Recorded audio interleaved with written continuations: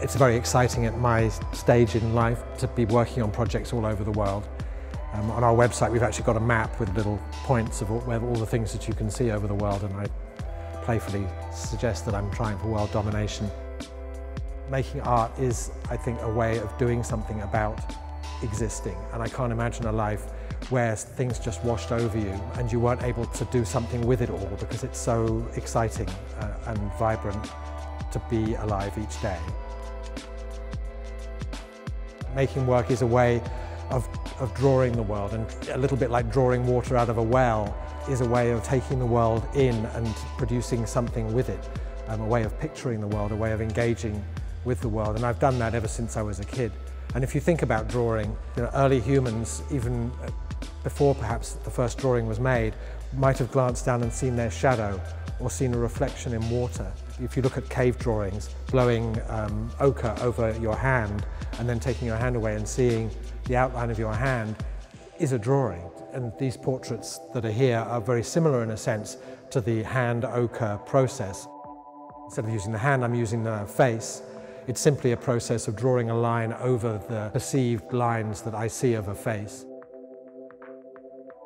People often ask about, who is the work directed to, or what is it that you'd like to say to people, and to be absolutely honest, I really don't think about other people that much. I'm mostly engaged in myself and my family and my studio and my work. It's not like I sit there thinking, what are people going to respond to? I use myself as the litmus test for all of that. If I think it's working, then I can only hope and assume that it's working for other people.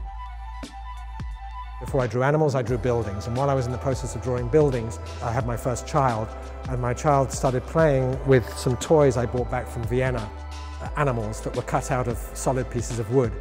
And I really enjoyed these animals because they seemed both a drawing and an object. And I loved watching the way that my daughter would move these little bits of wood around, but in her mind and in mine, they were on a farm, on a field, and the carpet became a field.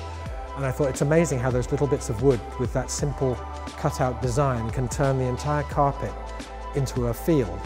And that seemed like a very sculptural kind of statement to me. So I set about making sculptures of cut-out sheep and cows and dogs. I couldn't find a sense of a similar cut-outness of people. It didn't seem to exist as an image so much. And it was only really when I came to start looking at signs and symbols, road signs, particularly lavatory male and female signs, that I saw that there was what we would now call emoji, or a hieroglyphic for the human form. I'm not an architect, I'm an artist, so I only make pictures, but it's my job to somehow animate and make this space feel exciting beyond just the individual works. So it's got to be more than the sum of its parts, as it were.